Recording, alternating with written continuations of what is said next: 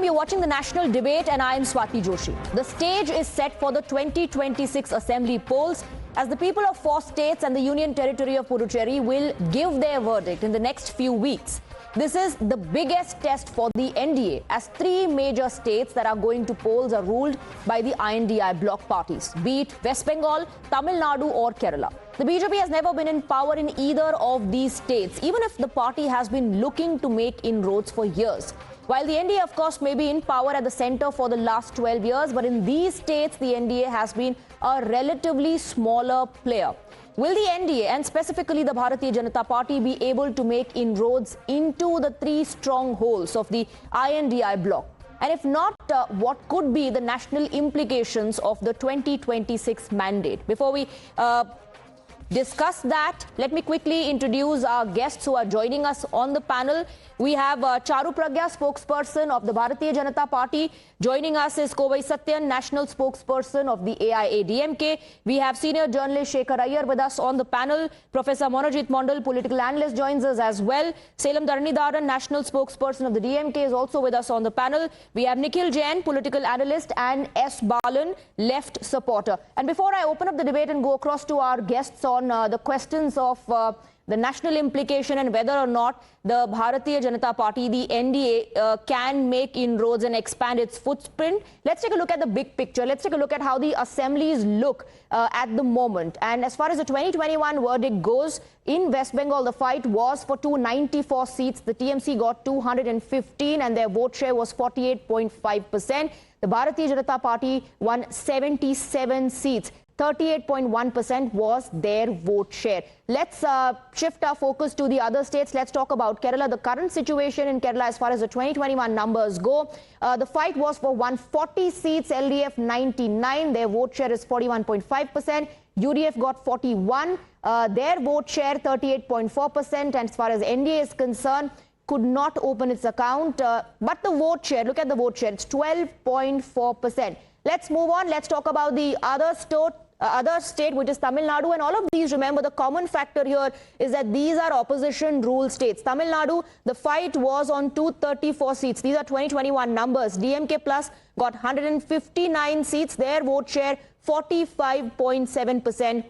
And the AIADMK Plus got 75 seats and their vote share was 40% in the 2021 elections. These are bastions of the opposition parties, the I.N.D.I.A bloc. Whether BJP can breach that is the big question. Now let's take a look at why 2026 polls, the big elections of 2026, matters to the Bharatiya Janata Party.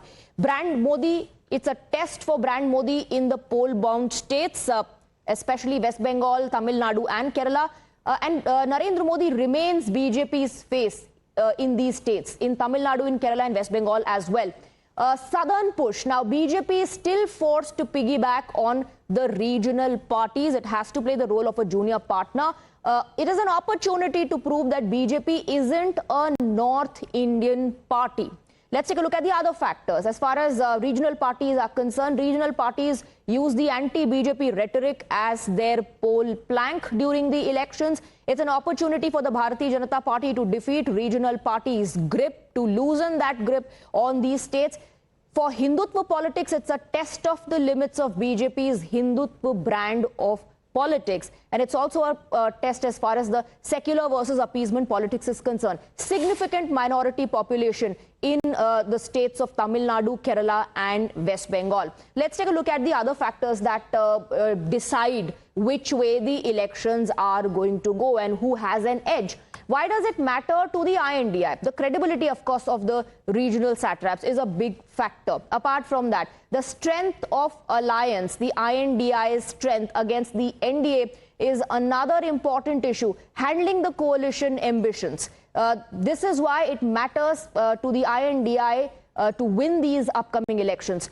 Bengal, Tamil Nadu, Kerala, like I said, these are the last non-BJP bastions and they would like these bastions to remain that way, to still be ruled by the opposition. It's also a test for the secular politics, the often secular versus appeasement politics narrative that we see. It's an opportunity once again to counter the appeasement narrative. So these are the factors why it matters so much to the Bharatiya Janata Party and to the I.N.D.I. bloc. Let's in fact go across now to our guests. Let me begin with you, Charu Pragya. These are, like I said, BJP, non-BJP ruled states. These are last bastions of the opposition. And for several years now, BJP, of course, has been trying to dominate the scene. It has been able to expand its footprint. But will that change in 2026?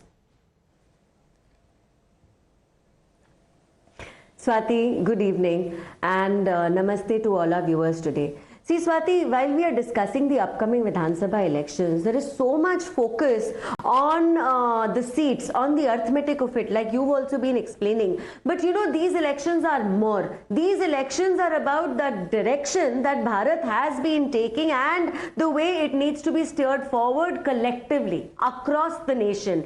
And it's about where governance beats violence, as we've been seeing in West Bengal. Look at the violence that has been erupting already, and that's alarming. It has been alarming, but in the days and years to come, we have to make sure there's a full stop on that. We have to make sure that development beats dynastic politics, like in the South, because development is more important, walking together is more important, people remaining united is more important. Those who are asking for fragmentation, in whatever name, North versus South, comparing DNAs, putting Sanatan down, all of that needs to be called out, and it will be. And now voters are choosing aspiration over intimidation. Gone are the days where voters could be intimidated. And also, you know, Swati, while we're looking at just the math, let's see one more thing. There has been a very steady increase in BJP's both vote share and seats in all the southern states and in West Bengal. So in all the states that are going in for elections, if you look at simple numbers, it is steady growth. And steady growth is far better than a very sharp rise, because this steady growth says that everything we've been saying for the last 12 years nationally under the leadership of Modi ji is taking root in the hearts and minds of people. We are united with a common goal, and I think that's a frustration point for all the opposition members. Okay, and before we start focusing on each of these states, I want everyone on the panel to come in. I want to go across to Mr. Selam Dharnidharan. Do you think it's even possible for the Bharatiya Janata Party, for the NDA to breach these bastions?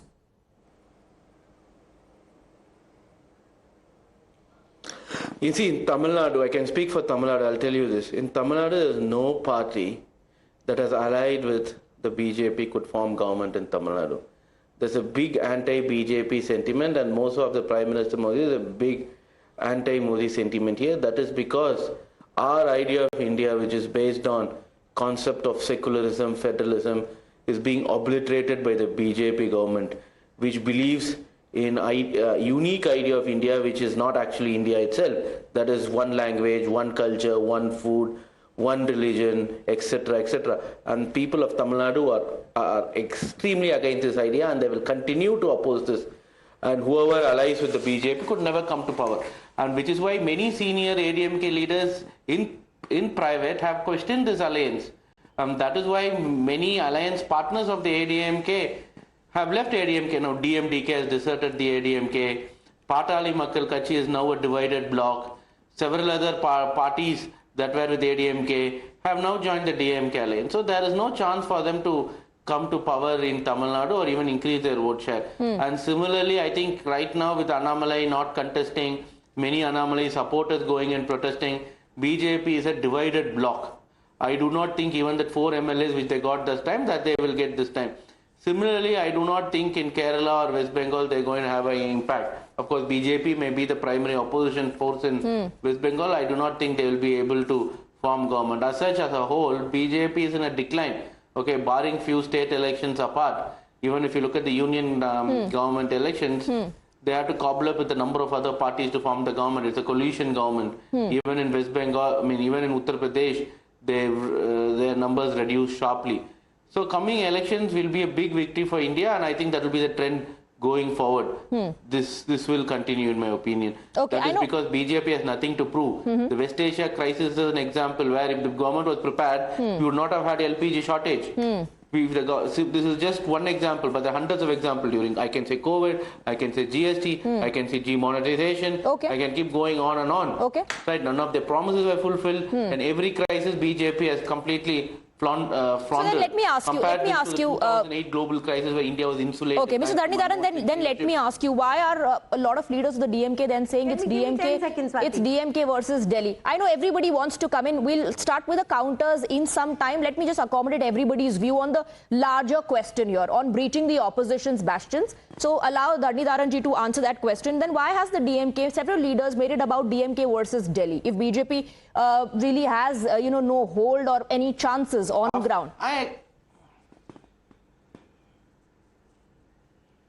made it extremely very clear. The whole point is that when we say it is DMK versus Delhi, it means only one thing. That is our idea of India, which is inclusive, pluralistic India versus BJP's anti-democratic idea of India, non-secular, non-federal. That is point one. And point two, after Edappadi Palaniswamy has taken over the AIADMK, there is no AIADMK anymore. There is no Anna Dravida Munnetra Kazhagam. It's only Amit Shah Dravida Munnetra Kazhagam. It is acting as a branch office of the BJP party, which means when there is no AIADMK, which is a primary opposition force, there is only the BJP, which is operating from Delhi. Look, for every decision, Edappadi has to go to Delhi to get concurrence. As is the case when Jayalalitha madam was alive, do you think that would have happened?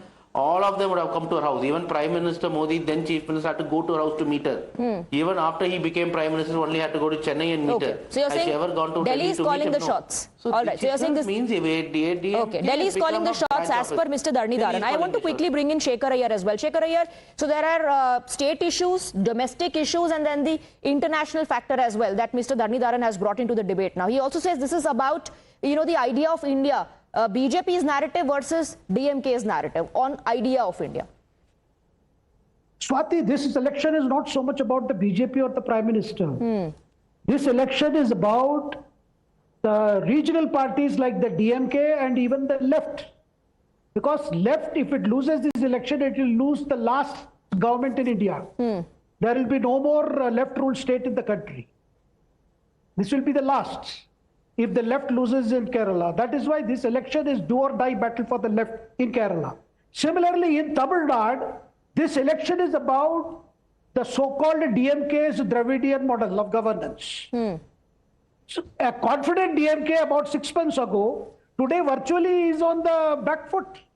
And you are seeing already AIADMK led by Edappadi Palaniswamy has been drawing a lot of crowds, lot of traction. The campaign has started off early. Candidate selection has been done.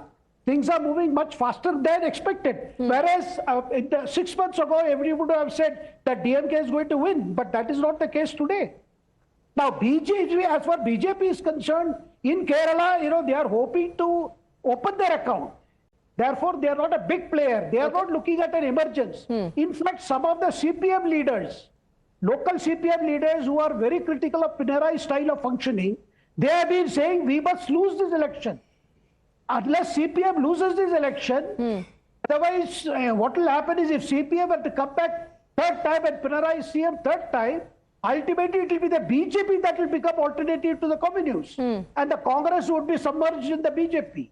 This is the worry of many CPM leaders who are very upset with the anti-incumbency issues that have cropped up in the last 10 years. Now in the DMK, excepting for Stalin himself, the lot of DMK ministers, lot of legislators, they are facing severely critical issues in each of the constituency. That is why a lot of new faces have been brought. And as far as the alliance, the DMK-led alliance, which looked so perfect 6 months ago, today each alliance partner is unhappy with the seats given, unhappy with the tickets given. So you're saying this is not so much about BJP or Prime Minister Narendra Modi, but this is about the I.N.D.I.A bloc, this is about the opposition parties. Let me quickly go across to Mr. S. Balan. Do or die for the left? Hello? Can you hear me? Hello? Mr. Balan, if you can hear me, go ahead. Mr. Shekhar Iyer believes this is a do or die situation for the left. Yeah. Now my comment, yes, my comment is, in Tamil Nadu, BJP is sailing in a sinking ship. Sinking ship is Edappadi Ramasamy. Edappadi led the ADMK. ADMK under the leadership of MGR under the leadership of Madam Jayalalitha is absolutely different. It is fragmented. They are all involved in mega corruptions. In Tamil Nadu, definitely this time DMK-led front is going to win. If I come to the Kerala, see Kerala BJP has no ship to sail. Even the sinking ship is not there, they are independent. And coming to the work done by left front for the last 10 years, zero illiteracy, zero extreme poverty. Kerala is the only state which follows the 5-year plan, their minority protection, beef protection, then marriage protection, no anti-conversion laws, and recently FARA Act amendment.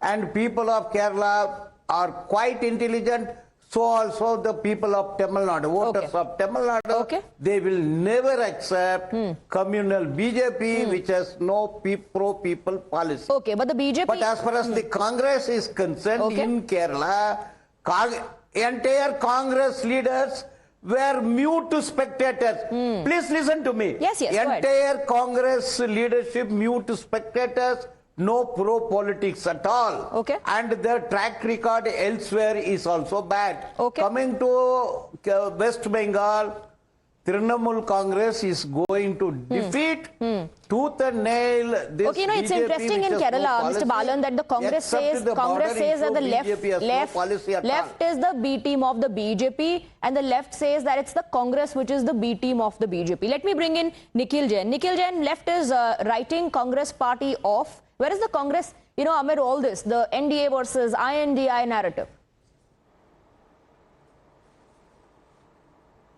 Swati, where the Congress is fighting the idea of India that the BJP is trying to propound on the country. My very good friend Charu just said that this election is about the direction Bharat has been taking.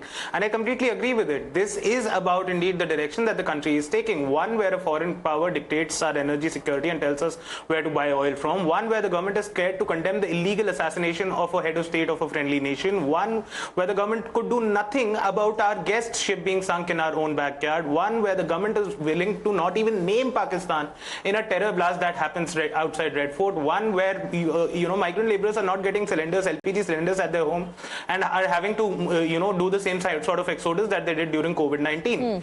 And so you can argue about whether the Congress is the most important player or the BJP is the most important player or any other party is, but fact of the matter is the BJP is primarily a no-show in these state elections.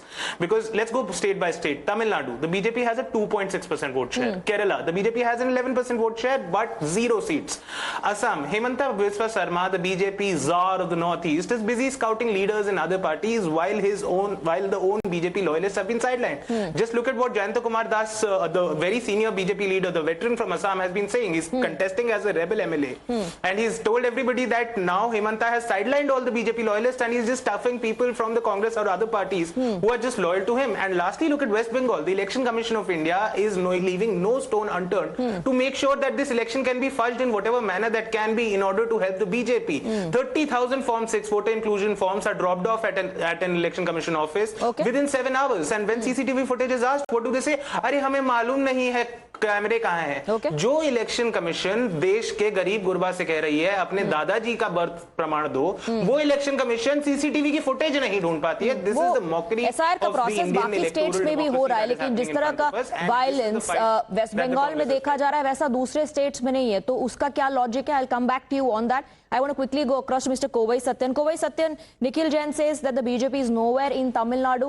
Mr. Salem Dharnidharan and the DMK says that AIDMK has been taken over. BJP has taken over the entire AIDMK. There is no AIDMK. There is only Delhi.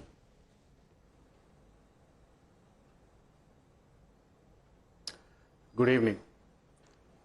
DMK, since Karunanidhi became the chief minister and took over the party, has become Dynasty Munnetra Kazhagam. It is not a party for the people, it is a party for the family, and it has become a corporate company. It is no more a party for a common cause, fighting for the people of the state. Having said that, let me tell you, from MK Salon till the last office bearer of DMK, they shamelessly lie. And without any merits, without any evidence, they peddle lies. That's what's happening right now.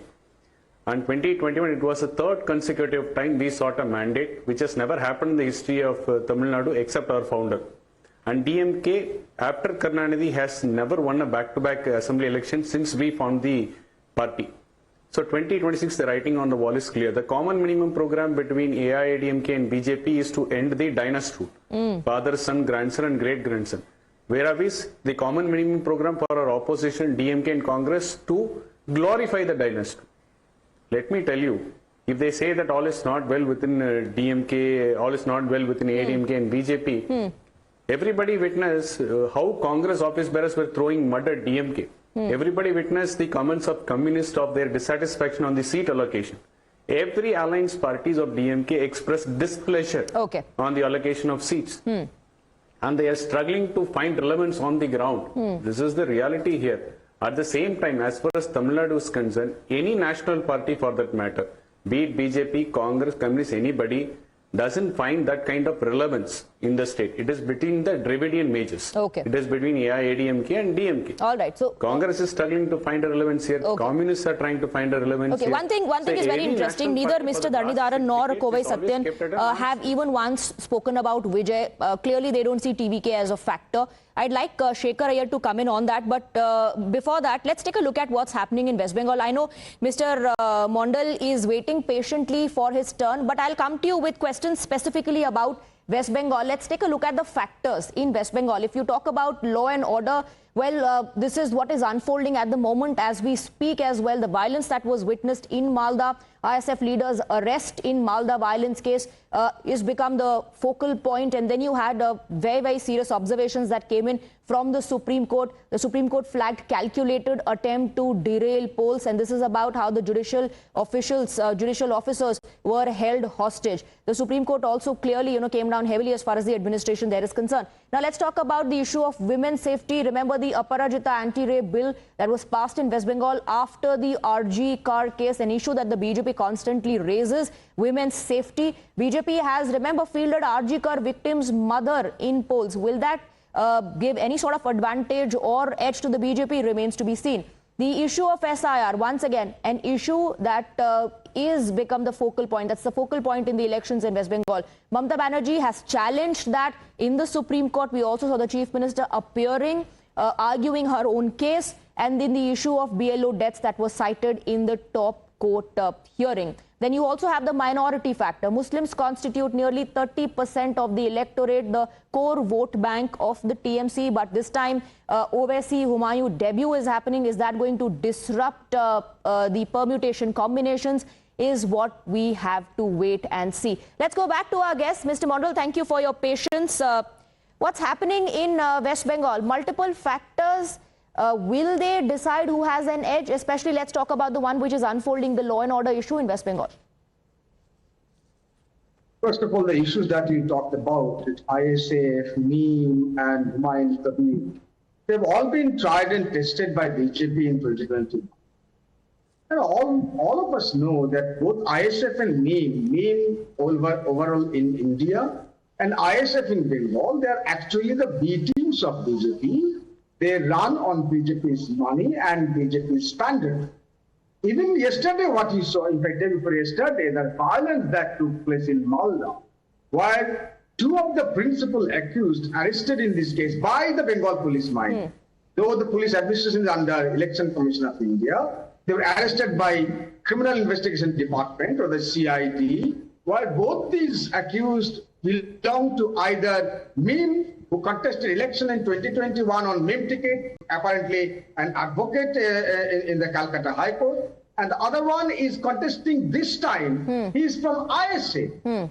I mean, people understand in Bengal who are creating mayhem. Yes, TMC is also, organizing movement against SIR from the very beginning, from the month of October 3rd, when it was declared. But TMC has never crossed the line while moving for the rights of the people, and rightly so. BJP is now using us very quite shamelessly last political bastion of their kitty. That is, unfortunately, the constitutional body, Election Commission of India. They have tried with ED, CBI, IT, arrested leaders from TMC. You have threatened Mr. Abhishek Banerjee, one of the second most important leader in the party.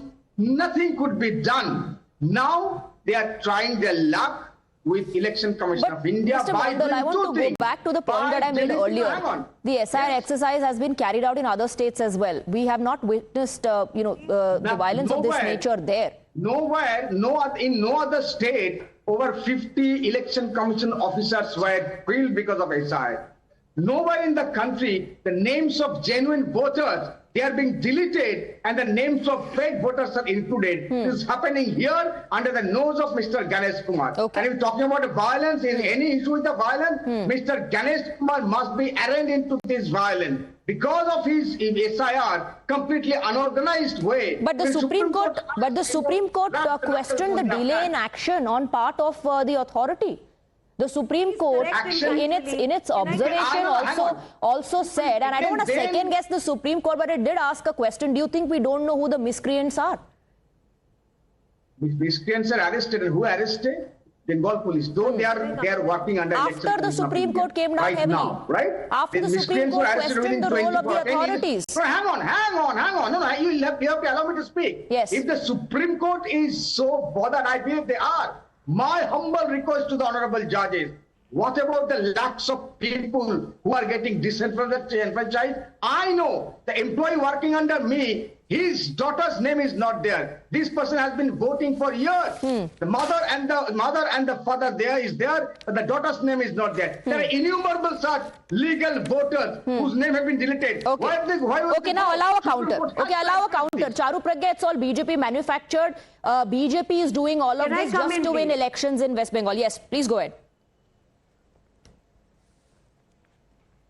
So let me first start by answering previously what was said about bastions. Swati, you've been talking about bastions. There's no such thing as bastion anymore. As the TMC spokesperson will be well aware that Mamta Didi lost Nandigram last time. She couldn't even save her own seat. And BJP has grown from 10% to 40% vote share, and this time they will be completely shunted out of the state because of the way they've been behaving. Now look at them go on and on. Let me tell you what has happened recently. Supreme Court has taken sumo cognizance because it was not BJP workers that they chose to attack this time. Yes. They attacked judicial officers, and the Supreme Court made a very clear observation. It is a breakdown of law and order, and it is state-sponsored lawlessness, and if even this doesn't put them to shame, I don't know what will. Show cause notices were sent out to everyone, from the Chief Secretary to the DGP, to the local DM, to the SP, and yet they stand here and scream and shout and they talk about SIR.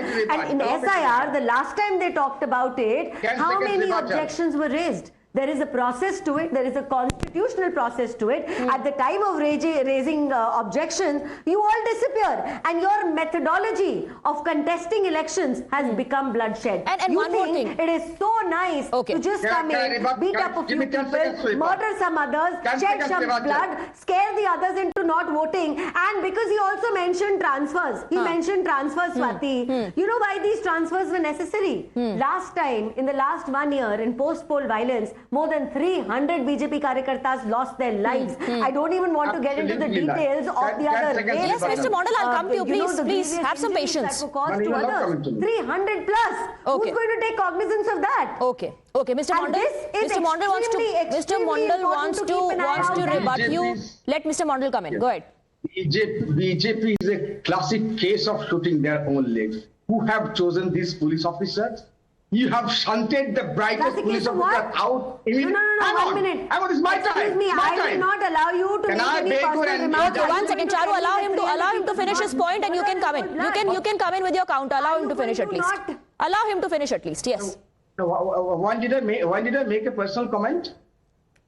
Please elaborate on that first. What was the personal comment that I made? Go ahead, Mr. Mondal, please. Your rebuttal. She can't lie blatantly on TV like that.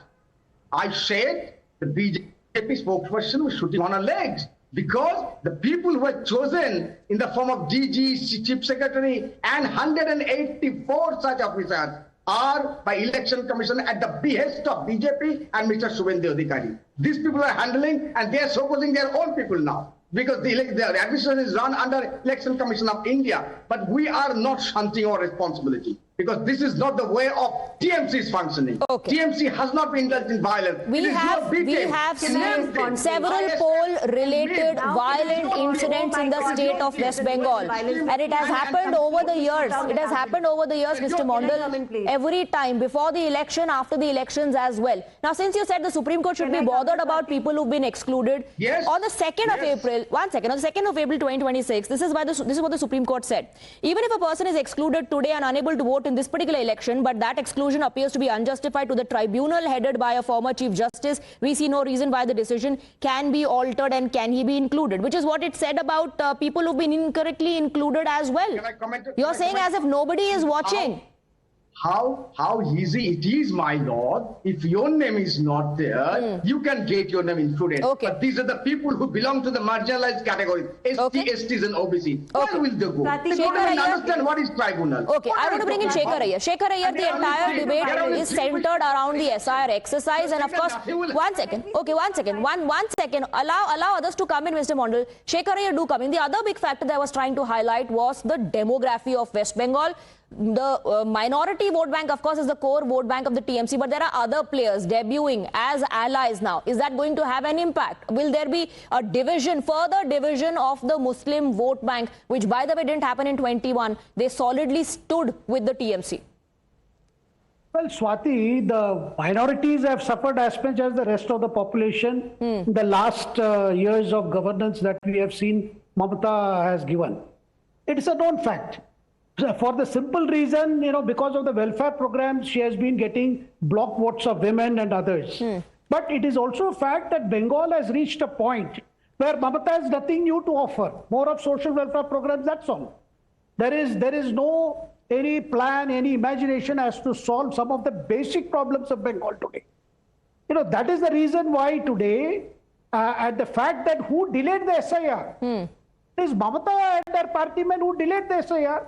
They deliberately did not cooperate, and finally Supreme Court had to come down on that. That is why this whole thing got delayed till the last. Because the fear of Mamata and her party is that some of the bogus voters, some of the dead voters will not be able to vote this time.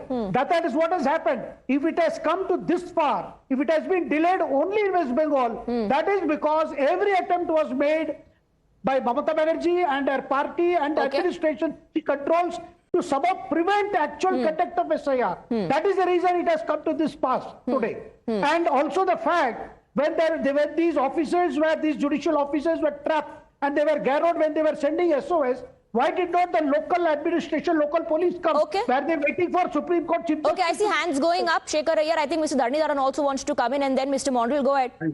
Salem, go ahead. First, when it comes to SIR, I would like to reiterate one point very simple. Even if one person eligible voter is not allowed to vote, it is travesty to democracy. My question to the election commission, legitimate, is that when Bihar elections happened, okay, you had only 2 months to the SIR, so why didn't you start the SIR for West Bengal and Tamil Nadu then itself? Or why didn't you start the SIR in 2024? So why is that you have to do in 3 months or 4 months or 2 months? The whole question is about the duration. Yesterday, a wonderful editorial was written by Lavasa, the former election commissioner, where he also questioned the credibility of the election commission. If the election commission wanted to do a fair and transparent process, they should have started immediately after the 2024 election, taken 2 years or even 3 years and done the SIR. Revised role necessary, yes. Is the way it was done right? No, it's not. Okay. And now, that is the whole point. No one can ever justify. Okay, I just want to quickly highlight this. Okay, the stark difference between what's happening in West Bengal and Tamil Nadu, where both the states have seen the SIR exercise. Does that mean it happened in a fair manner in the state of Tamil Nadu?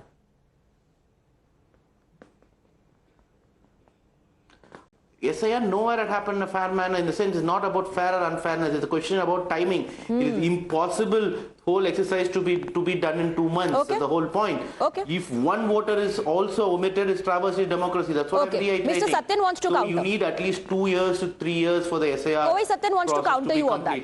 Kovai Satyan. In Tamil Nadu, the Chief Minister M.K. Stalin constituency, 90,000 voters were removed.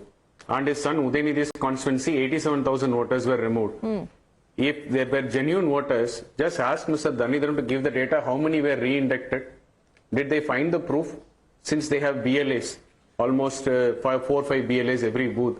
Just ask DMK to give the data how many were re-inducted if they were genuine voters. It is parties like DMK and their allies in India who bank on these voters, illegal fake voters. Their entire victory is dependent on these fake voters. And once removed, they question the timeline, they question the intent of the election commission.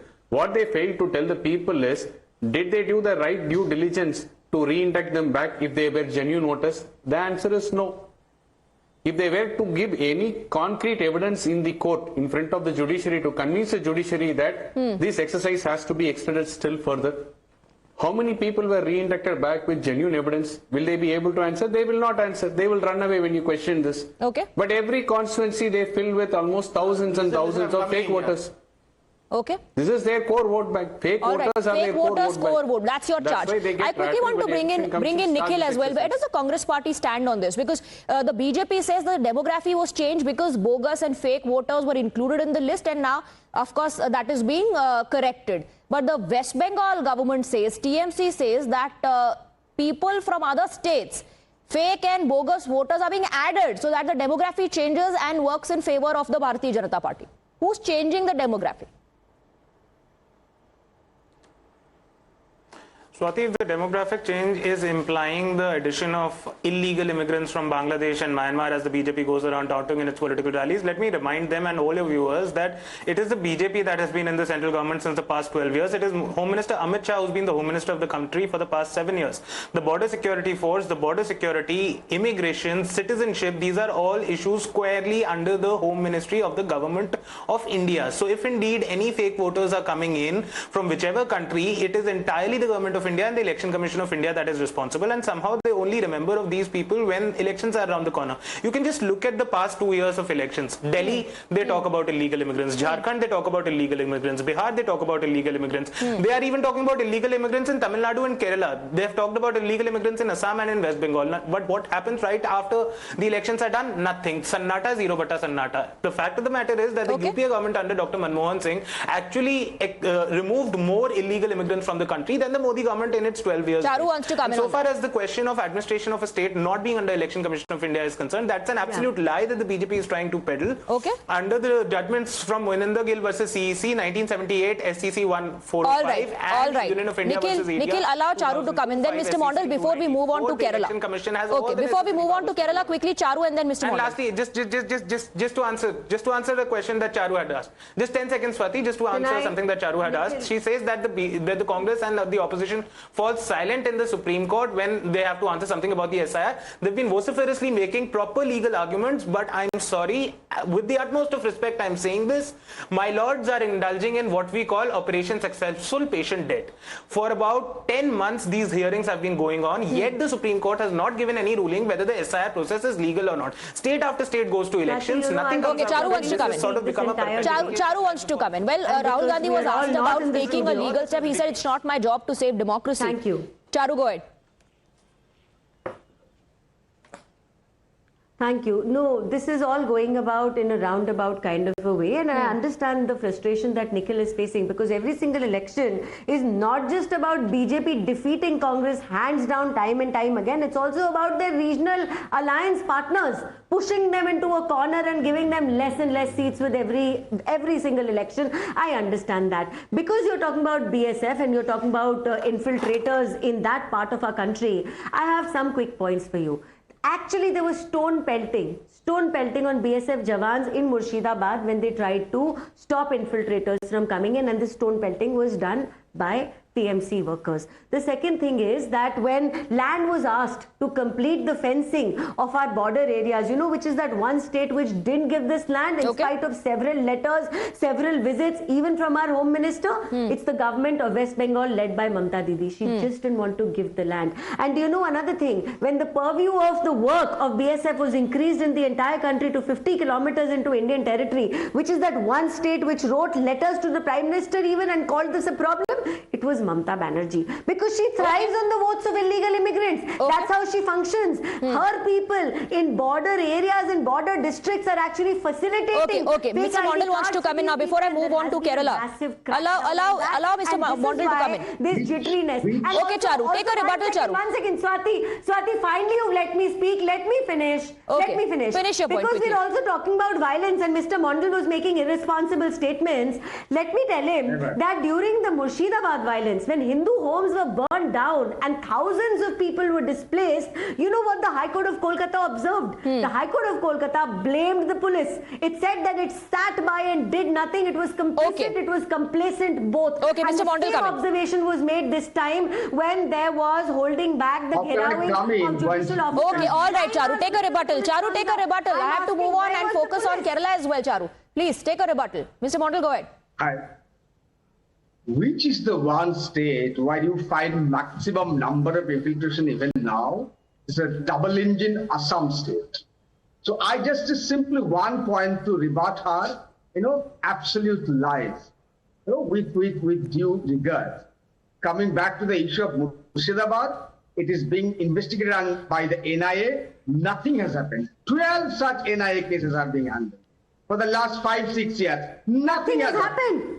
Nothing has happened. Thousands of people are displaced. Hundreds have died. No, he's talking about the investigation. He's talking about the investigation. Identified and burned down. He's talking about the investigation, Charu. He's talking about the investigation. Yes, Mr. Mondal. 5 years, 3 years into Sandesh Khali, not even charge sheet against TMC leaders. Forget about convictions.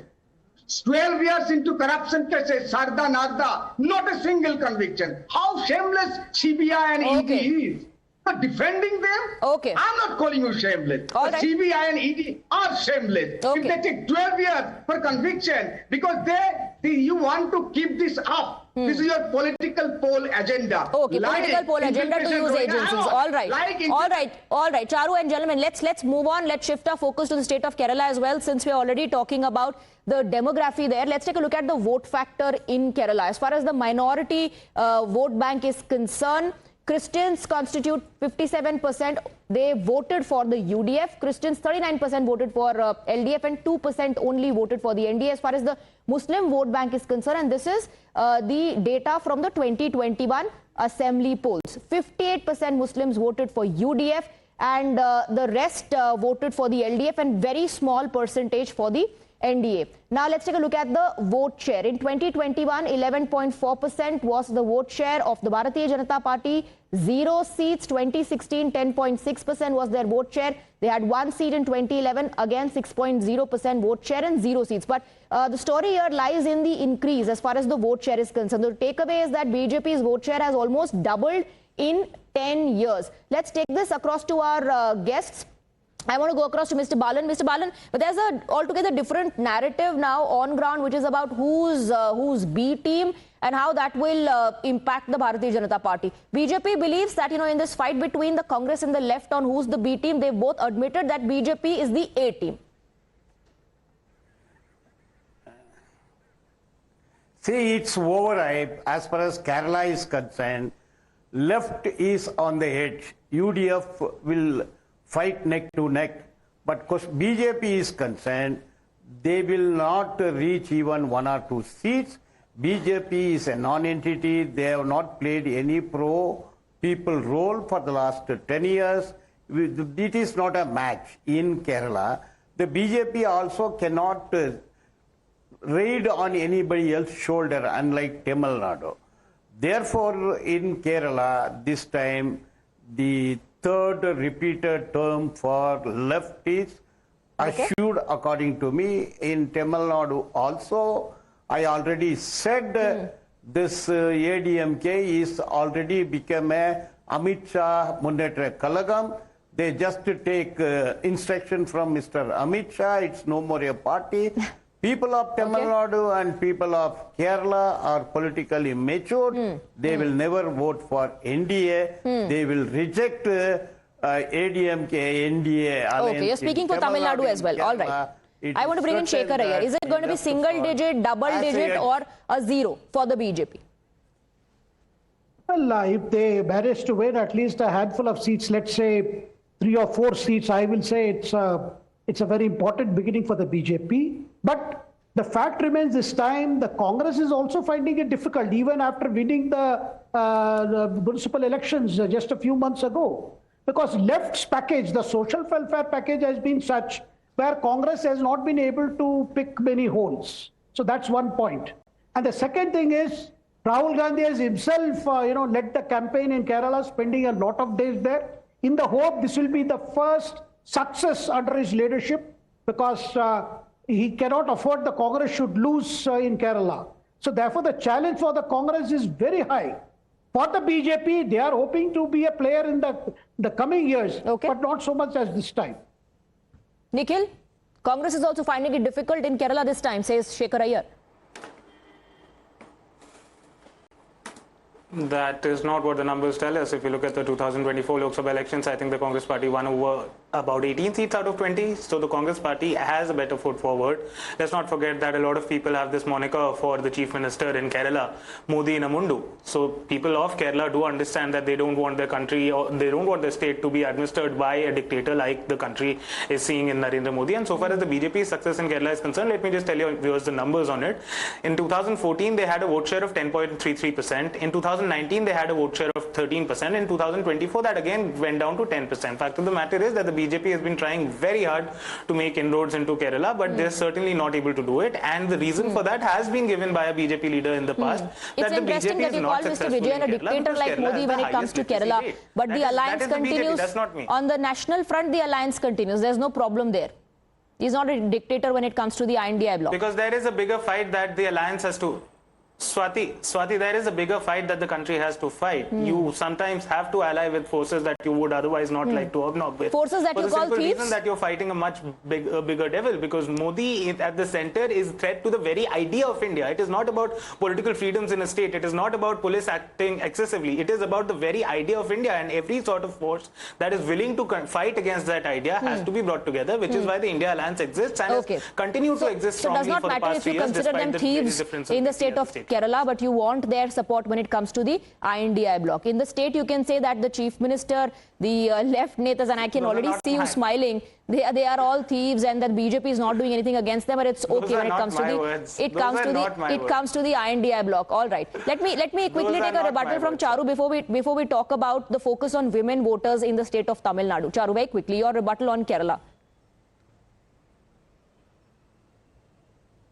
So in Kerala, Swati, see, the thing is that Congress is permanent opposition. It alternates with some partner or the other, and even that is a bit sketchy. They have no idea who they're with at any point of time, whether it is in the center or it's in the state. They're opportunistic. And I think the people of Kerala have understood that. And I'll tell you one very critical thing. These Lok Sabha elections, BJP has opened its seat account in Kerala, and that has been historic. We have an MP from Kerala. Our vote share has risen to nearly 17%. That means that political awareness of what the BJP stands for, what the BJP wants to achieve for the country, has penetrated. No, but increase in vote share, Charu, do you think is that going to translate into a major breakthrough when it comes to the state of Kerala? That increase in vote share, will it translate into a breakthrough in Kerala? I think it will. No. I'll tell you the way I look at it, Swati. See, the fact is that for those who have been writing off Bharatiya Janata Party in the south, need to remember that there has been a very steady increase. And I said that a steady increase is far more meaningful than, magically somebody getting a couple of seats like Congress sometimes boasts about. So today, the understanding of what we want to achieve as a nation, when we want to talk about Modi ji's vision of Viksit Bharat, what we want to achieve in ways of development in this country, connectivity, every single thing, the people of Kerala have now understood that, and this rising vote share is indicative. Okay, it is indicative of Kerala, that. Whether it is forming the government. Okay, all right. I just have a minute left, and I quickly want to go across to Salem Dharnidaran on the issue of women voters and DMK's focus on it. Now, the question is, Mr. Dharnidaran, is it after what transpired in Maharashtra and Bihar and how it turned out to be a winning formula for the Bharatiya Janata Party, or is this that has always been your focus in Tamil Nadu? My chief minister, when he came to power, he said Dravidian model of governance, by which what he meant is that no one should be left behind based on gender, religion, caste, socio-economic strata, etc., etc. Right? So based on that, he wanted to uplift women. Though Tamil Nadu has the highest number of women working in in white collar as well as in blue collar jobs. He wanted to further uplift them, which is why from the first signature he made after becoming chief minister was the free bus travel for women, mobility for women. And the second important scheme that he launched after becoming chief minister was 1,000 rupees per month for government school girls joining college. That is to increase the GIR of government school girls going to college, which naturally increased by 30%. And again, Magilir Urimai Togai, which is 1,000 rupees per month to women folks.